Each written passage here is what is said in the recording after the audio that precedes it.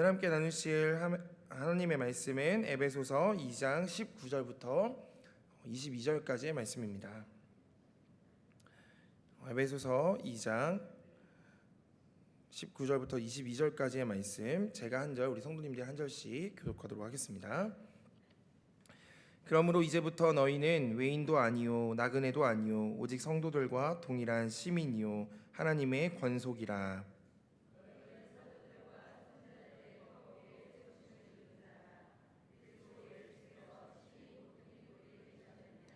그의 안에서 건물마다 서로 연결하여 주 안에서 성전이 되어가고,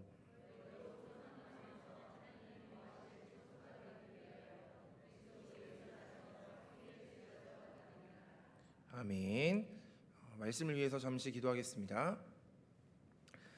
사랑해 주님 감사합니다. 오늘도 귀하고 복된 날 허락하여 주셔서 세상 가운데 열심으로 살다가 주님의 사모함으로 주님의 말씀을 듣고자 이 예배 전에 모였습니다.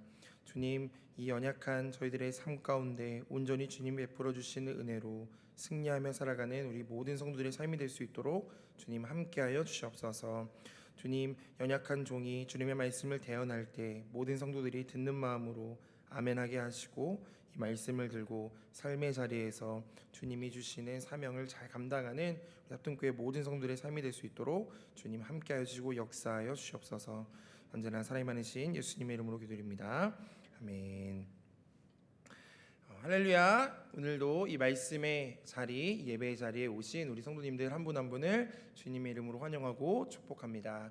오늘은 에베소서 2장 19절부터 22절까지의 말씀을 가지고 함께 지어져 가는 교회라는 제목으로 함께 말씀의 은혜를 나누도록 하겠습니다. 요즘 성도님들 TV를 틀면 가장 많이 볼 수 있는 그 화면이 무엇인지 아십니까? 맞아요. 파리 올림픽입니다. 그래서 아침부터 저녁까지 우리 성도님들이 고민할 필요 없이 세 개 채널이 다 똑같이 나와서 되게 재밌게 보고 있는 것 같습니다.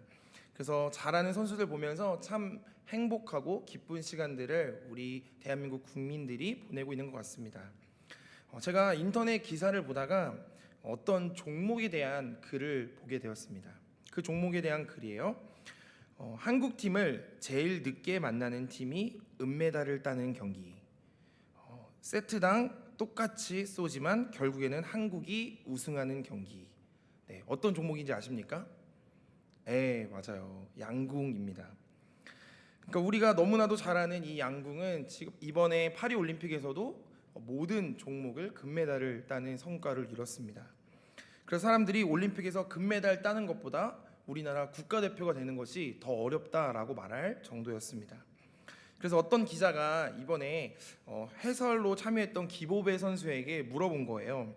아니, 어떻게 하면 우리나라가 이렇게 금메달을 잘 딸 수 있게 그렇게 잘할 수 있습니까? 라고 물어봤더니 기보배 선수가 이렇게 대답했습니다. 여러 가지 훈련을 합니다. 그래서 여러분들이 생각하지 못하는 기상천외한 방법으로 훈련을 한다고 합니다. 비가 올 때 일부러 훈련을 하고 바람이 불 때, 태풍이 불 때도 일부러 훈련을 한다고 합니다. 그리고 일부러 주위 환경을 소리를 시끄럽게 해서 파리올림픽에 응원이 진짜 들리는 것처럼 소리를 틀어놓고 연습을 한다고 하기도 합니다. 그런데 이런 여러 가지 상황 가운데서도 선수들이 한 가지를 신경 쓰는데 그것은 바로 관역판을 보면서 정조준하는 것이다 라고 말을 했습니다. 그러니까 이렇게 힘든 상황 가운데서도 그렇게 잘할 수 있는 이유가 바로 관역을 보면서 정조준했다는 것이죠. 사랑하는 성도 여러분, 우리도 마찬가지라는 생각이 들었습니다. 우리가 지금 수요 예배로 모였지만 우리가 예배에 집중하지 못하게 만드는 수많은 어려움과 문제들과 원인들이 있을 것입니다. 그렇지만 바라기는 이 말씀의 시간에 우리가 온전히 주님께 정조준되어서 주님이 주시는 은혜를 누릴 수 있는 저와 여러분 되시기를 주님의 이름으로 축복합니다. 어느 날 세 사람이 예수님과 함께 달리기 시합을 했다고 합니다.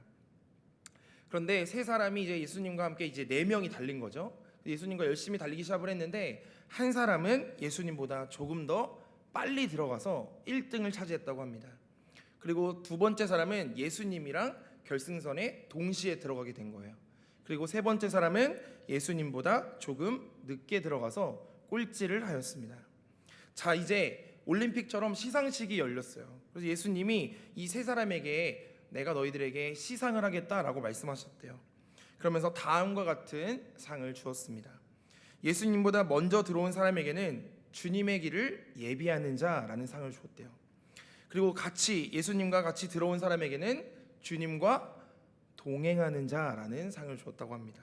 그렇다면 마지막 세 번째 꼴찌를 하였지만 꼴찌한 사람에게는 주님의 뒤를 따르는 자라는 상을 주었다고 합니다.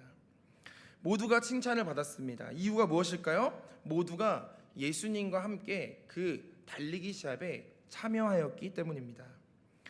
이 방식은 이 땅에 존재하는 작은 천국인 이 교회가 추구해야 할 방식이라는 생각이 들었습니다. 세상의 사람들은 몇 등인지가 중요하다라고 말하는 세상 가운데서 우리가 교회로 모인 우리들은요, 하나님께서 너희들이 몇 등이 중요한 게 아니라 너희들이 나와 함께하고 있느냐라고 물어보신다는 거예요. 이런 관점에서 오늘 본문인 에베소서 2장 말씀은 에베소 교회 안에 소외되는 사람들, 서로 차별하는 내용들이 등장하고 있음을 우리에게 보여주고 있습니다. 에베소서 2장을 보면 두 가지 소외에 대해서 말을 하고 있는데요. 첫 번째 소외되는 내용은 바로 죄로 말미암아 하나님으로부터 소외된 사람들이 등장하고 있습니다.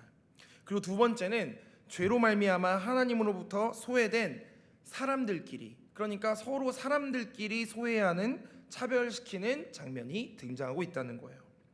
그렇다면 도대체 에베소 교회 안에는 어떤 차별과 소외되는 모습들이 등장하고 있는지를 오늘 본문을 통해서 잠시 살펴보려고 합니다. 먼저 에베소서 2장 11절 말씀 우리 한번 읽어보도록 하겠습니다. 에베소서 2장 11절 말씀입니다. 시작.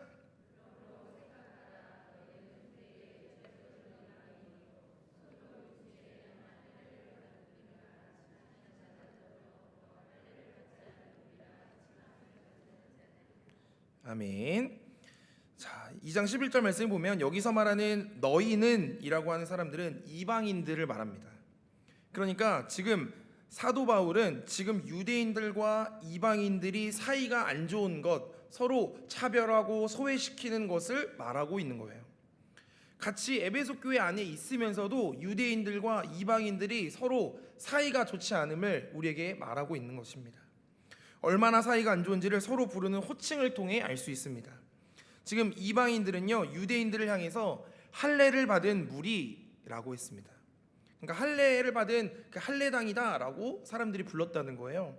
그리고 유대인들은 이방인들을 향해서 할례를 받지 않은 무리라고 하면서 할례 받지 않은 당이다라고 말하고 있다는 거예요. 실제로 얼마나 싫어했는지 이 역사적인 요세푸스의 기록에 의하면 이렇게 말하고 있습니다. 당시에는 아기를 낳을 때 지금처럼 산부인과가 없었으니까 산파와 같은 사람들이 그 산모가 아이를 낳을 수 있도록 옆에서 도와주어야 했습니다. 그런데 유대인들은요, 유대인들이 이방인 산모가 고통을 당하거나 이제 이방인 산모가 이제 출산이 임박한 거예요. 그런데 고통당하고 있는 모습을 보아도 그 유대인들은 도와주지 않았다고 합니다. 왜냐하면 이 사람들이 이방인 산모를 도와주게 되면 이 세상에 이방인이 한 명 더 태어나기 때문에 내가 도와주면 안 된다라고 하는 그런 마음이 있었다는 것이죠. 그러니까 평소에 서로를 이 정도로 증오하고 싫어했으니까 유대인들과 이방인들 사이의 갈등은 우리가 생각하는 것보다 훨씬 심했다는 것을 우리에게 말해주고 있습니다. 그런데 지금 그런 유대인들과 이방인들이 지금 에베소 교회 안에서 서로를 못 잡아먹어서 안달이 나 있는 상태다라는 것을 우리에게 보여주고 있는 것입니다. 자, 그런데 이렇게 서로 막 갈등이 심해지고 서로를 보면서 서로 다른 점을 찾으면서 손가락질하고 있는 이 상황에서 도저히 아무도 해결할 수 없는 이 문제 앞에서 해결하신 분이 등장했어요. 에베소서 2장 13절 말씀 우리 한번 읽어보도록 하겠습니다. 에베소서 2장 13절 말씀입니다. 시작. 이제는 전에 멀리 있던 너희가 그리스도 예수 안에서 그리스도의 피로 가까워졌느니라. 아멘. 그러니까 원수 같았던 유대인들과 이방인들 서로를 지적했던 이 사람들이 둘이 가깝게 만드신 분이 있는데 그분이 바로 예수님이다라고 말하고 있는 거죠. 그런데 이런 예수님에 대해서 14절 바로 밑에 있는 말씀은 이렇게 설명합니다. 그는 우리의 화평이신지라 둘로 하나를 만드사 원수된 것 곧 중간에 막힌 담을 자기 육체로 허시고 라고 기록하고 있습니다. 그러니까 예수님께서는 사람 사이에 있는 모든 갈등과 담을 십자가에서 자신의 육체를 바침으로 인해 헐어버렸다라는 것을 우리에게 분명하게 말씀하고 있습니다. 그러니까 원수를 만들 필요도 없고 서로 시기하거나 미워하거나 질투할 필요도 없고 예수님을 바라보기만 하면 예수님이 이미 그 담을 헐어버렸기 때문에 서로 화평할 수밖에 없다라는 것을 우리에게 말해주고 있는 거예요. 그런데 그렇게 살아가지 못하는 것이 바로 사람들이었다는 거예요. 오늘 본문 에베소 2장 15절을 보면요 이렇게 표현합니다. 자, 한 세 사람을 지어 화평하게 하셨다라고 기록합니다.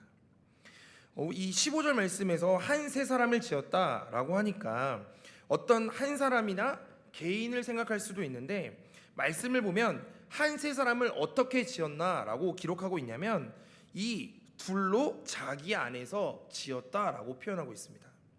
여기서 말하는 이 둘은 누구입니까? 우리가 아까 나눴던 것처럼 이방인들과 유대인들입니다.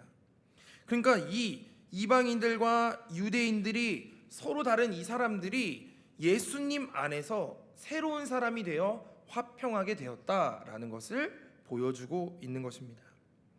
그러니까 서로 다른 사람들을 통해 화평케 하는 공동체, 서로를 소외시키지 않는 공동체, 서로를 사랑하는 공동체를 만드셨다는 거예요. 누가요? 예수님이 말이죠. 그리고 그것을 이 시대 때부터 뭐라고 부르기 시작했냐면 바로 교회라고 부르기 시작했다는 것입니다. 그러니까 우리가 교회라는 공동체로 모였으면 서로를 소외시키는 것이 아니라 차별시키는 것이 아니라 서로를 시기하는 것이 아니라 서로를 품어주어야 한다라고 말씀을 통해 전해주고 있는 것입니다. 그렇다면 교회는 어떻게 해야 한 사람처럼 될 수 있을까?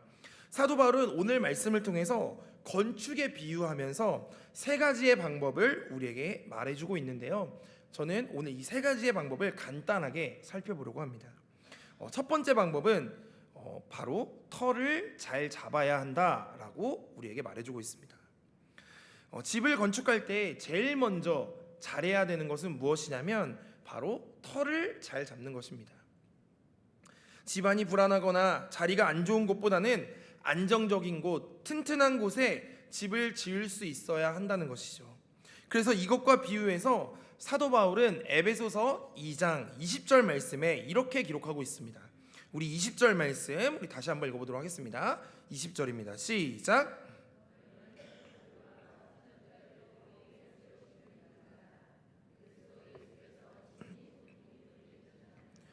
아멘. 20절 말씀을 보니까 어디에 터를 세워야 한다라고 말하고 있냐면 사도들과 선지자들의 터 위에 세워야 한다라고 말하고 있습니다. 그럼 사도들과 선지자들의 터는 무엇입니까? 바로 이들이 전하는 하나님의 말씀이라는 것이죠.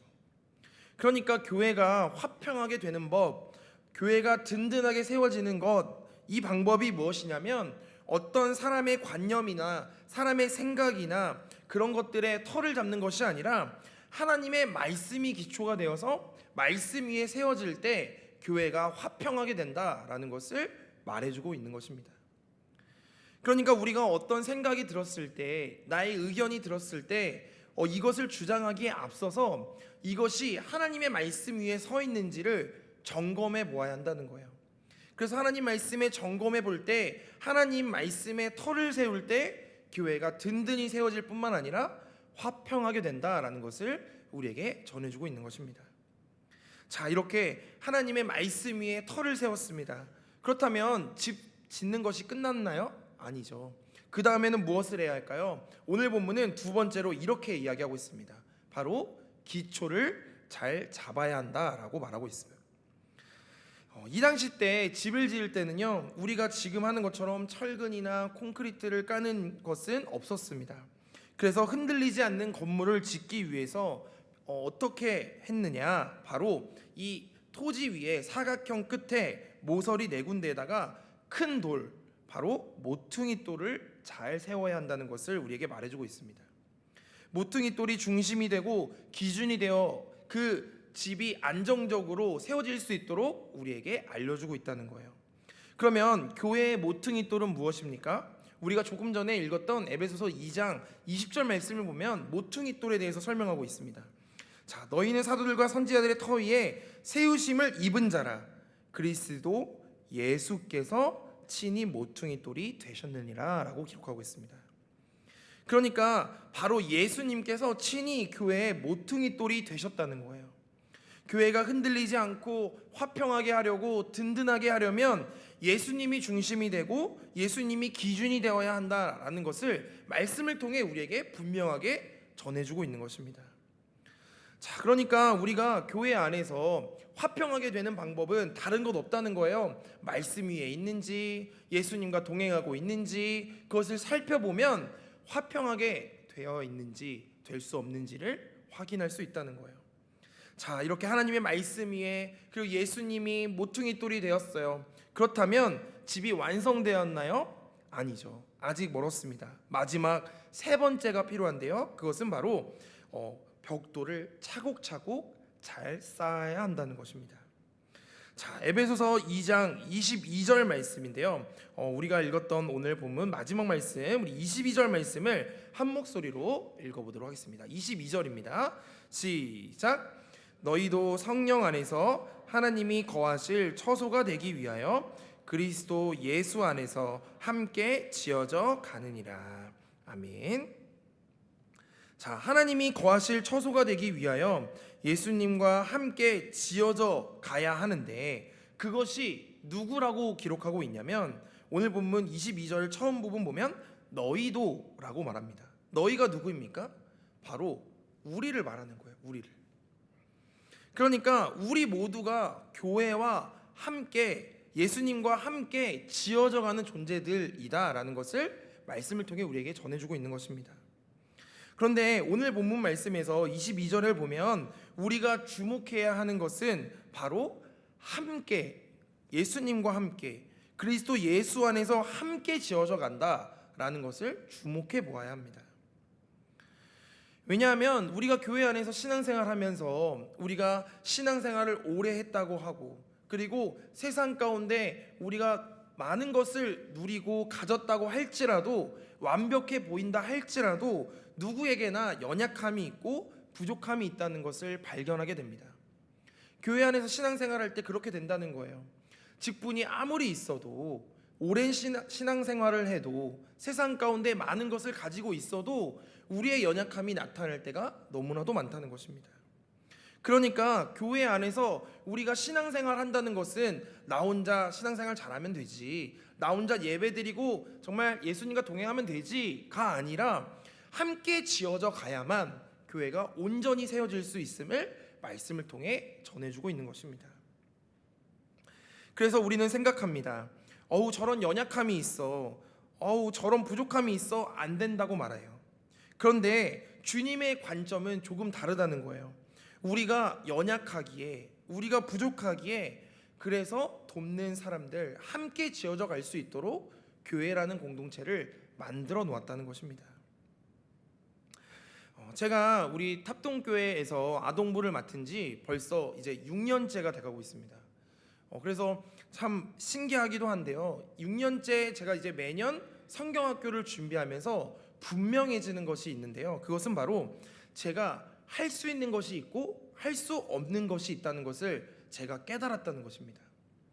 처음에 아동부를 시작할 때는요, 제가 다 할 수 있을 줄 알았어요. 이것도 할 수 있고 저것도 할 수 있고 다 할 수 있다고 착각했는데, 매년 경험을 하면서 내가 잘할 수 있는 것, 그리고 내가 해야만 하는 것들은 내가 하고, 내가 잘 못하는 것들은 맡겨야 되는 것을 발견하게 되었습니다. 자, 그래서 행사를 계획하고 예배를 준비하고 말씀을 준비하는 것, 그것은 혼자서 얼마든지 할 수 있지만 그것을 진행하는 것, 그것은 혼자의 힘으로 할 수 없다는 것을 너무나도 많이 깨닫게 되었습니다. 그래서 제가 아동부 안에서는요, 교사분들이 꼭 필요합니다. 그런데 교사분들도요, 다양하게 있어야 돼요. 집사님과 권사님들, 신앙의 경험이 있는 분들, 이분들만 있어서도 안 되고요. 청년 선생님들도 필요합니다.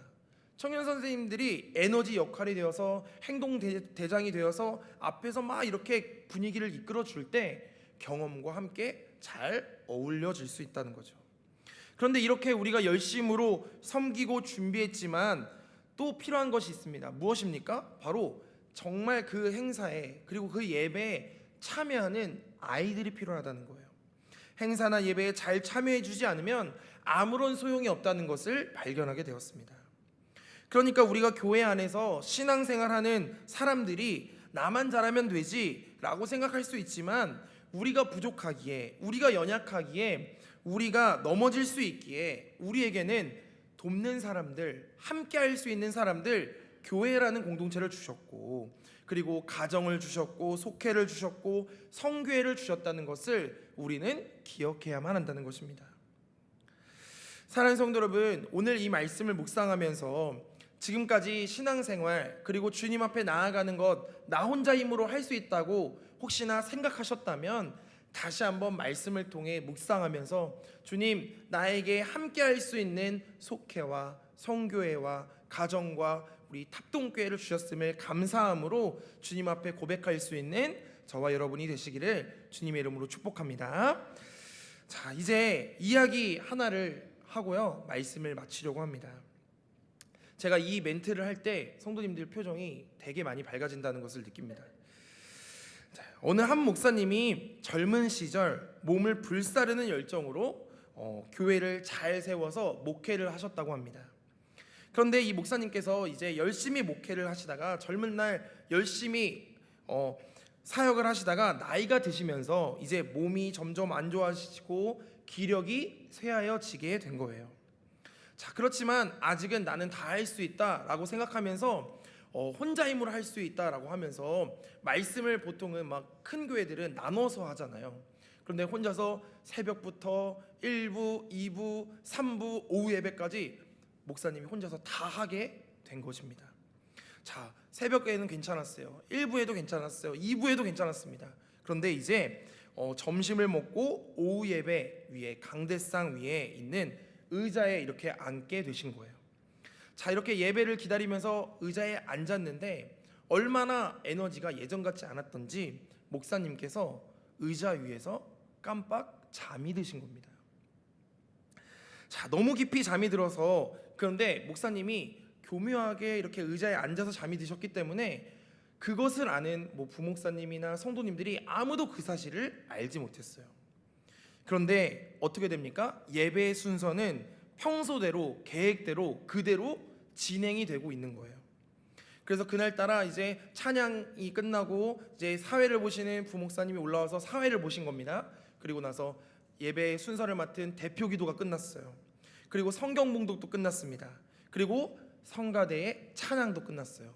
그래서 이제 무슨 차례가 남았냐? 목사님의 말씀 차례가 된 거예요. 자, 이제 부목사님이 소개를 하겠죠. 오늘 함께 지어져가는 교회, 이 말씀을 가지고 담임 목사님께서 말씀을 전해 주실 때 모두 큰 은혜 받으시길 바랍니다. 이렇게 하고 다 같이 할렐루야 하면서 목사님을 이제 기다렸겠죠. 이제 부목사님이 내려갔습니다. 그런데 담임 목사님이 뭐 하고 있어요? 자고 있는 거예요. 자, 문제는 이제 설교 시간이었습니다. 목사님께서 강단 위에 올라오셔야 되는데 올라오지를 않는 거예요. 그래서 다들 목사님이 뭐 하시나 이제 전 교인과 시선이 목사님을 향하기 시작했습니다. 근데 목사님이 고개를 푹 숙이시고 주무시고 계시는 거예요. 그래서 사람들이 목사님이 주무시고 계시다는 사실을 알고 어떻게 하고 있을 때, 자, 성도님들이 이렇게 당황하고 있을 때요, 이미 움직이고 있는 사람이 있습니다. 누굴까요? 네, 부목사님입니다. 부목사님이 이미 알아채고 담임 목사님께 가서 강단으로 뛰어 올라가서 조용하면서도 들리지 않게 다급하게 목사님 귀에 대고 이렇게 말했습니다. 목사님, 끝났습니다 라고 이야기한 거예요. 그러자 이 이야기를 듣고 화들짝 놀라 깬 담임 목사님이 최대한 천천히 아무 일이 없었다는 듯이 강단 위로 올라왔습니다. 그리고는 갑자기 두 손을 번쩍 드시더니 말씀하시는 거예요. 이제는 우리 주 예수 그리스도의 은혜와 하나님 아버지, 이렇게 축도를 하신 겁니다. 그러면서 예배를 끝내버리신 거예요. 아니, 부목사님은 다급하니까 올라가서 성가대 찬양이 끝났습니다. 목사님, 성가대 찬양이 끝났습니다 라고 했는데, 목사님은 주무시다 일어나셨으니까 예배가 끝난 줄 알고, 끝났는데 내가 이제 뭐 광고 시간에 잠시 앉아 있었던 줄 알고, 깜빡 졸았던 줄 알고 나와서 축도를 하신 겁니다. 자, 그런데 이제 우리가 생각할 때는 이제 큰일 났다, 큰일이다 라고 생각했는데, 그 교회가 어떻게 했냐면 아무렇지도 않게 예배를 마쳤다고 합니다. 축도할 동안 당황하지 않고 지휘자님이 나와서 마지막 찬양을 성가대와 함께 불렀다고 합니다. 그리고 그 어떤 사람도 불평하거나 비난하지 않고 모두가 웃으면서 예배당을 나갔대요.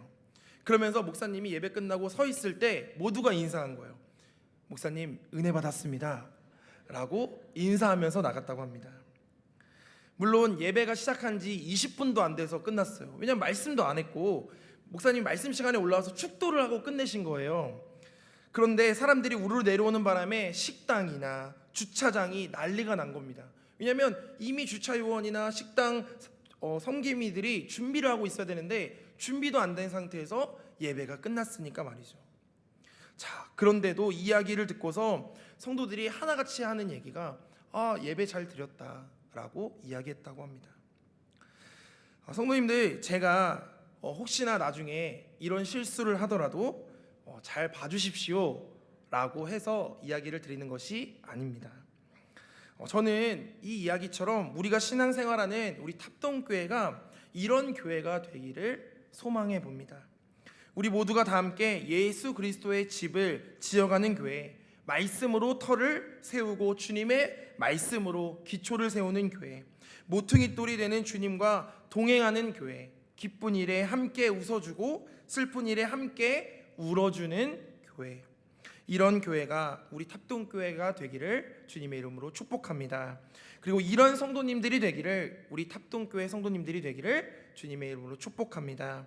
그래서 예수님과 매일매일 함께, 그리고 우리 성도님들이 함께 만들어가는 이 교회 안에서 주님이 주시는 은혜를 온전히 누리고 정말 교회 안에서 서로 함께 그리스도의 몸된 교회를 세워나갈 수 있는 저와 여러분의 신앙생활의 삶이 되시기를 주님의 이름으로 축복합니다. 기도하겠습니다.